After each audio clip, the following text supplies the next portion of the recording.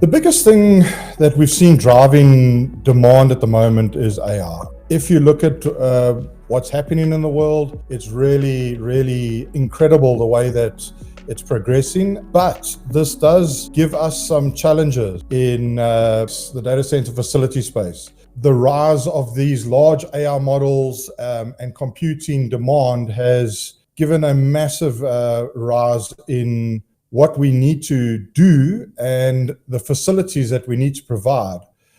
Gone are the days of the 2 and 3 kilowatt per rack for this kind of compute power. They are upwards, and they're talking upwards of 100 kilowatts per rack in terms of certain AI models, that what they need to for the compute.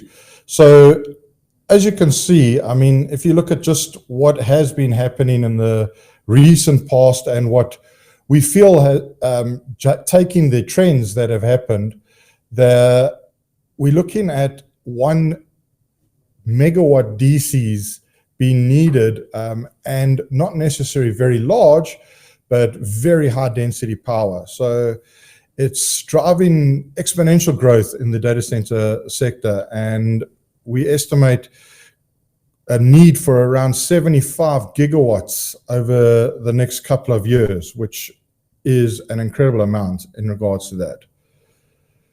If we look at what the challenges are, time to market, this is going to be a very big challenge because everybody wants to get to market now quickly. So it's creating quite a lot of demand. The urgency to deploy these, the fact that existing data centers don't have the capacity or available spare capacity to cater for these massive jumps in power per rack, that has led to a much higher power density. Again, in Africa, we are experiencing a very big challenge in acquiring power. Even here in South Africa, we know what challenges we've been through, and even though the grid is semi-stable at the moment and sort of getting better, we are still looking at massive demand that is very hard to satisfy. The other thing is around reliability, and I'll chat a little bit later around that, and the different types of problems that we're experiencing over the last couple of years in data centers and what causes them. So let's have a look at one of the first things, which is high demand. Time to market, getting the data center out there. The problem with using existing green space is that, or existing white space, is that it has not been catered for high demand on the AI space. The high power rack density requirement has not been planned, and it is driving a demand to put together data centers at a very fast pace. If we look at some of the information that's provided from some of our surveys and studies of the market, there's a demand of over 30,000 qualified people worldwide right now in deploying data centers, of which there's about a 60 to 80% shortfall in that demand of trained people that can provide. And it's a case of there are a lot of people that are trained, but because the projects are now piling on top of each other, they're not able to do all of them all at once. So we have to look at how to reduce the time to market. We have to look at dependencies, lessen those dependencies on the workforce, make it easier for the workforce for less people to do more, and improve the material supply efficiency. That's also been a massive problem of recent times. If we look at some things like when I visit clients, the number one problem that they're experiencing is when they are putting down new generators. The lead time on the generator market globally is incredible at the moment. It's at its highest.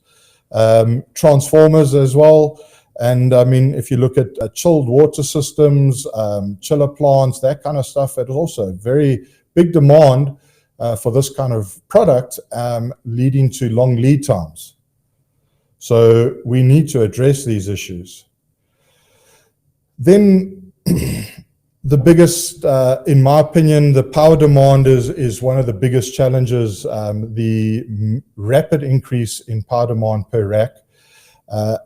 And in Africa, we have primarily looked at DX cooling as our main cooling source. We do have obviously options on chilled water. It has not been as prolific as what DX is, the ease of install, the ease of maintenance, and that kind of thing on the DX side. But on the DX side, we have got limits, and we are seeing a massive drive into a hybrid type system demand, because there's just so much that DX or air cooling can do versus what liquid cooling can do. And I've certainly seen a lot of talk and articles around the development of different cooling technologies, whether it be submerged cooling, whether it be on-chip cooling. And these are all very, very new technologies in the grand scheme of things, because while they've been around for a little while, they unproven. So we need to look at how we develop these products and develop them correctly and quickly. The mix of air cooling and liquid cooling has become quite a big hot topic in regards to that. And it's due mainly, as you can see there, to the types of CPUs that are being deployed. The fact is they can mass stack these servers in racks, and the power density just grows and grows. So the next area that I'll discuss a little bit is about green power. We have seen a massive upscale in governments around the world signing accords, signing into law, signing that there is a massive drive for renewables, clean energy, that kind of thing. It is really taking the world by storm at the moment in that regard. And I mean, just a few examples here. The demand that data centers are looking at in just, how can I say, applied for already is quite a lot at 25.9 gigawatts that has to be approved for manufacturing. I mean, Malaysia's 2.1 gigawatts of applied for power density. London, 1.3 gigawatts. Seoul, 1 gigawatt needs to be deployed fairly quickly. And with the increased challenge of governments signing agreements around green power and renewable energy sources, the way to provide that power is becoming a good challenge as well. Some of the places, I mean, they're in Europe, they want green power proportion in data centers to be 100% in Europe by 2030. And in China, they're saying that their hubs will be 80% green by 2025. These are stiff challenges that we have to face and cater for. So things that we need to look out for are especially around the renewables. Now, luckily, we are quite blessed in Africa that we have a decent availability to capitalize on renewable sources. So that's going to be one of the things that we're going to look at as well. The last thing that I'm going to say before I move on around the challenges is the faults. Obviously, we've seen, look, we know that there have been faults happen. These things that do not, they don't just happen for no reason. We've done lots of extensive studies around that and looking at what causes it. And as you can see, some of our information that's provided is quite interesting, especially in the root causes for DC faults around the data center. If you take a look, 71% faults are around cooling and power, and then 39% human error related. So obviously power and cooling is a massive demand for getting the right product, getting a reliable product out to the market, and making it more reliable for our clients in that regard.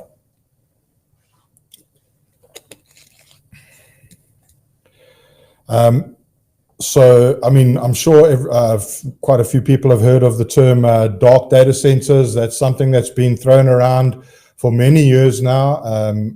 Data centers that don't need human interaction for fault locating, for finding out or for tracking errors, for fixing problems is the only time somebody goes in there. So it creates a data center that operates primarily in the monitored space and is dark. So the nice thing about that is that technology is evolving all the time to help us develop these and push for the ultimate dark data center. So reducing the impact of human errors in the field. So, I mean, you look at the expanded scope of DC faults that was over the last year has increased quite a lot. But what's interesting is the expected impact that AI will make that in a 10 megawatt data center 123 times greater impact on the amount of users if a fault happens in a DC, in an AI DC versus a standard DC.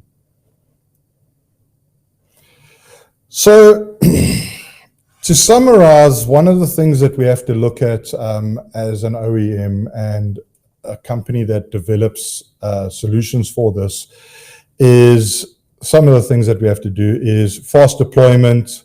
This is quite key. Flexible cooling, green energy, and obviously increasing the reliability of the product. This is a key factor. And one of the things that we are also seeing is a rise in the number of companies that are deploying data centers in multiple areas. So we need to look at how we can support those data centers. As an OEM, this is very important. And in that regard, Huawei has done a fantastic development of their ecosystem, and I will go through that a little bit more. We are looking at typical, if I take a look at fast deployment, we're looking at typical times that we want to achieve of between 9 and 12 months deployment of a data center, traditionally 2 years. We're looking at flexible cooling. I mentioned about what DX can do and how we can take DX only so far. Then we need to look at other alternatives like liquid cooling. Green energy is a huge demand, and that has driven a lot of developments in that regard. And obviously reliability, it has to be there. So with this, we've developed a range of products for the data center facility that we feel fit into these spaces and address these conditions. One of the first things being modularity. Huawei took this very early on in their journey to develop modular solutions rather than traditional monolithic or monoblock solutions. And we really put a lot of effort into developing these modular solutions. And in that regard, we've done for the data center modular solutions as well as modular components. So we can and we have got a lot of experience in this already.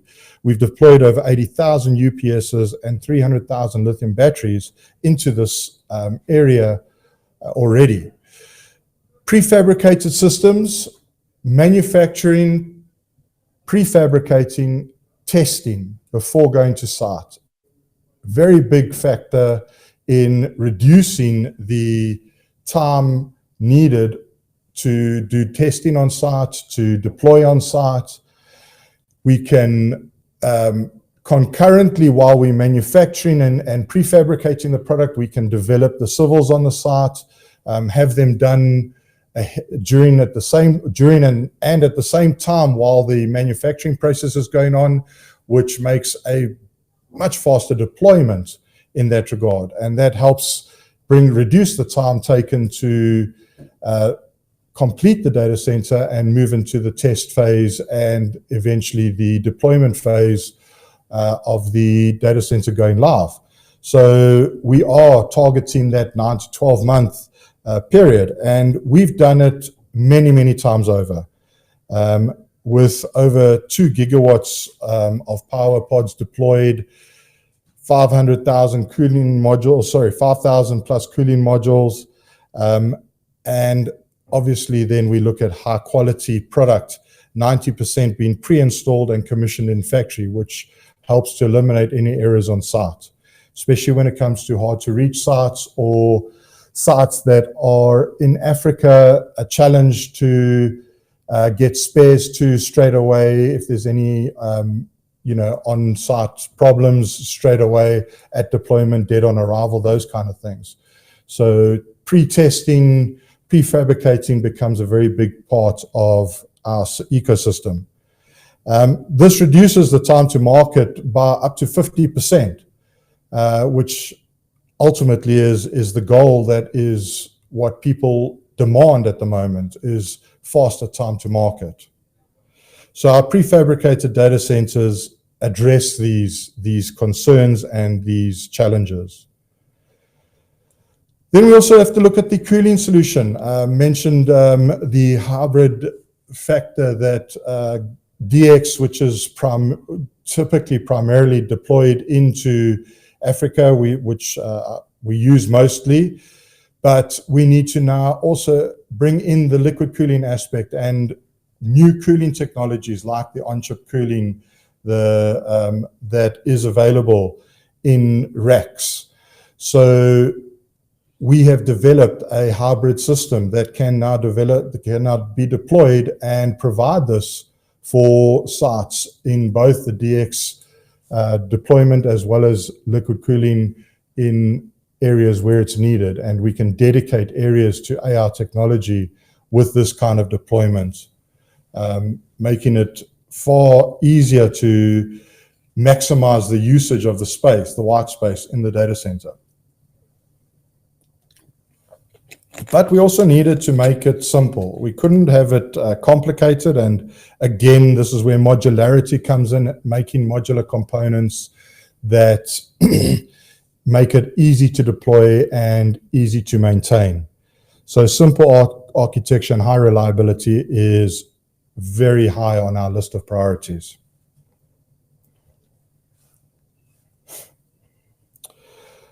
And then looking at the green energy, solar, we've seen a massive increase in activity in the solar space. We in South Africa have obviously seen on the residential side a massive increase, but where we need to, or where we are now seeing a big demand is on the data center space and the integration of solar as a power source at the data center. So we are looking at data centers becoming more and more self-sufficient with regards to generating power for themselves, and a demand for this in areas where power reliability is poor.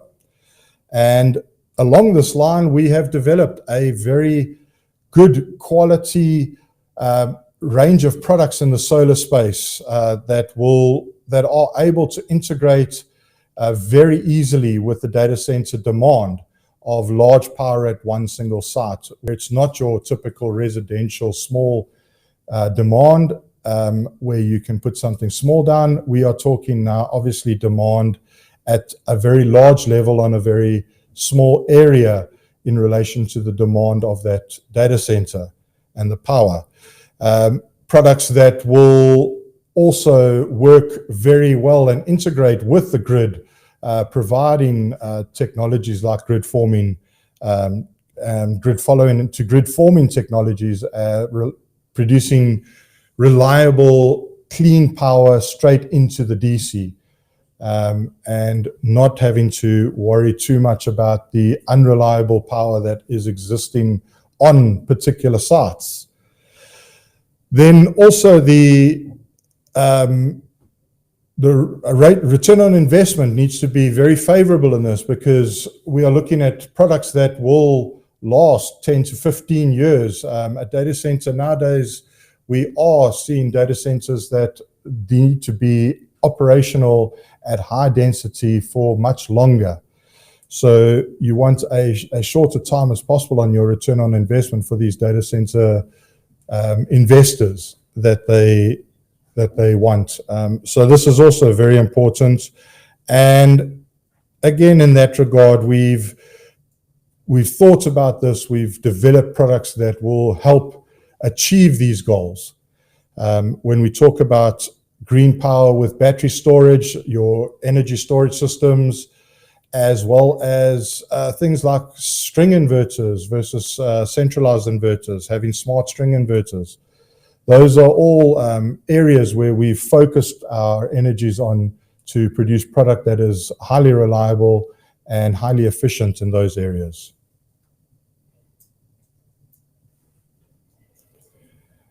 And ultimately, I've mentioned this a few times around reliability. This is something that Huawei takes very, very seriously. I will show you shortly. I mean, the amount of investment that we put back into our R&D makes us a leading company in that field of research and development.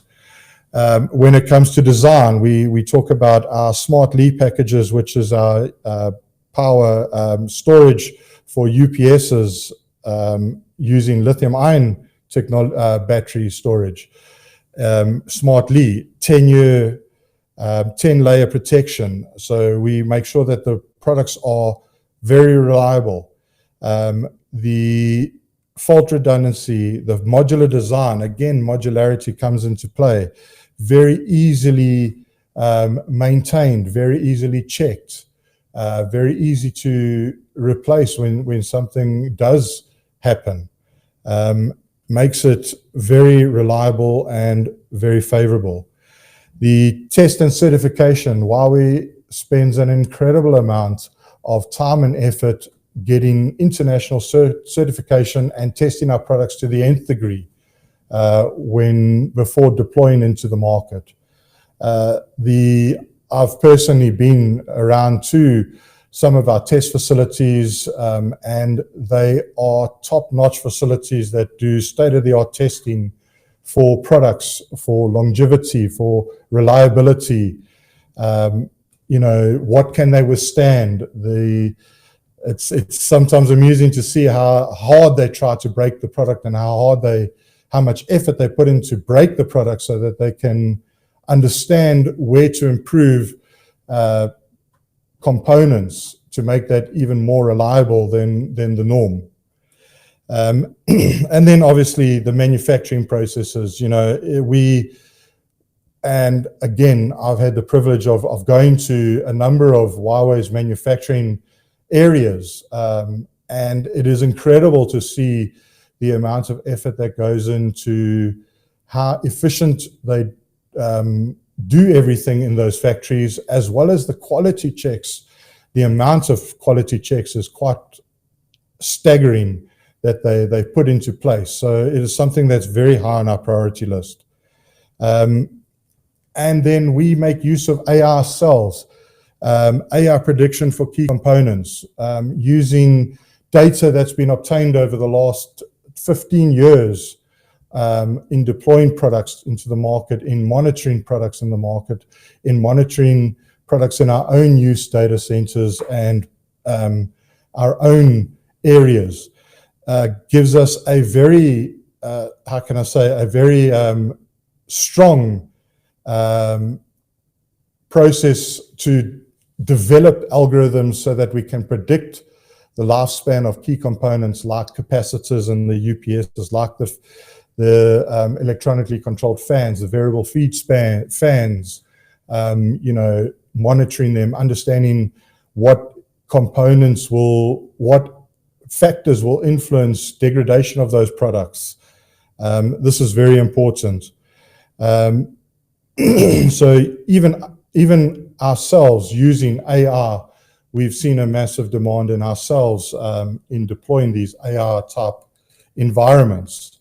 And I was fortunate enough to go last year to see one of our data centers in Dongguan, where we are deploying in our own cloud data center. We're deploying, I think it's around about 1,000 racks on a floor. And one of the big factors was using some of our technologies, like our Fusion Module technology, Fusion Module 2000 pods.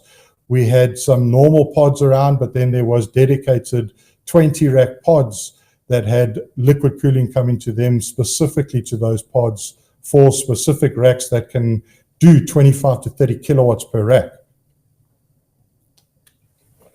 And that is amazing to see how we've adapted towards that and how quick it's come around. So it's something that Huawei, as I said before, is very, very passionate about, and make sure that these products are reliable for the market. So this is something that I have been talking about quite extensively, which is our R&D investment and our continuous innovation for these products. We employ over half of our team in the digital power space that are R&D engineers doing research and development over 12 R&D centers located all around the world. And it is amazing to see the technologies and the innovations that they come up with. Again, I refer to what I spoke about a little bit earlier about the data center that I visited in Dongguan. Seeing that technology go into, or be deployed, is very different from just talking about it. So, talking about it with having seen it makes it more real to me than anything, and it's something that I'd encourage people to understand. That is something that Huawei has been developing, and this is an illustration of the different products that we have developed and deployed in the market so far. We look at smart power supplies on the left, talking about our power pod, which is a fixed power stack that can be containerized or on a skid, ready for a data center, right from the transformer to the branch circuit deployment, providing the entire power link on the low voltage side, which is a very nice product in that regard. Smartly batteries I spoke about. When we look at the cooling, the different types of cooling that we've developed for specifically around data centers, like our EHU, our indirect evaporative cooling, and also our fan walls, available in different technologies like liquid cooling or like chilled water and DX. Our prefabricated modular DC, our Fusion module, our Fusion DC 1000C, which stackable, high density power available, and makes for deploying state-of-the-art data centers very simple. On our indoor solutions, we've got our Fusion modules, both from a single rack right up to pods of up to 48 racks, RT racks in them. these are products that have been extensively deployed at the moment. Our Fusion Solar products, whether it be our smart string inverters or our battery storage products that have been deployed. And then again, as always, our monitoring and maintenance platforms, our smart management systems that ultimately aim to bring us around to a dark data center. So with specific algorithms put into it, like and deploying products like our cooling and our power technology in those smart management systems. These are all products that have worked, that are being deployed and being developed constantly for the huge demand being placed on data center facilities as we move into this AI era.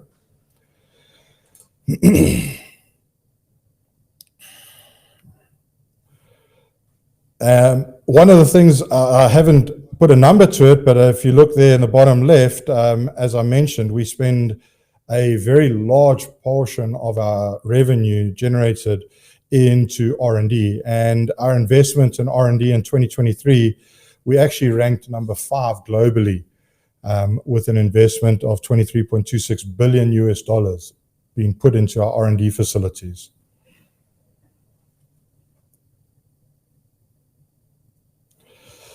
So how do we achieve this? To recap how we achieve this, we are operational in over 50 countries in our digital power space with design standards compliance. We've deployed 3 million plus DC cost data volume, meaning that we've tracked over data that for over 3 million data centers, whether it be right from the small server rooms to large-scale data centers. We've got experience in project design, 900 plus megawatts, extensive design and drawings that we deploy for our customers, and concept designs in less than 2 days for specialists data centers. So ultimately, our end-to-end design management team is one of the world's leading DC design centers, and this helps us to provide these services to our customers in that regard. This is just an indication showing you the areas where we do cover. We have a global service covering 170 plus countries, 1 hour service radius at our flagship service centers. I mentioned we have 12 R&D centers in the digital power space alone. We provide global technical support with over 1,800 professional employees, engineers deployed into these call centers in over 170 countries with up to 14 languages being supported. And we currently doing spare parts support in over 500 cities with advanced replacement arrival in 4 hours if needed on tight SLAs. As I mentioned there, the flagship service centers close to customer sites, we can bring down that SLA to 1 hour where needed. It is something that is at the heart of Huawei, is service to our customers. We've always been customer and partner centric. That is our core, one of our core beliefs, and this has served us very well in growing and developing a company like this. Some of the acknowledgements that and people that we use and partnerships that we have in order to meet these demands is listed here. And as one of the people asked about whether this will be shared, this will be shared later. So you will be able to see this again if you wanted to look for anything specific. But ultimately, the message that I would love to convey across to you all is to understand that we are a global player in this market with extensive experience. and extensive partnerships with the top players to develop product that is covering exactly what is needed in the market. And yeah, that pretty much brings us to the end of the presentation phase. So yeah, thank you very much. As I said, if there is anything that you want to discuss specifically or reach out independently, please click the links provided to get more information, and I'll be happy to assist if anybody wants to reach out individually. I'm going to sign off and say thank you very much once again.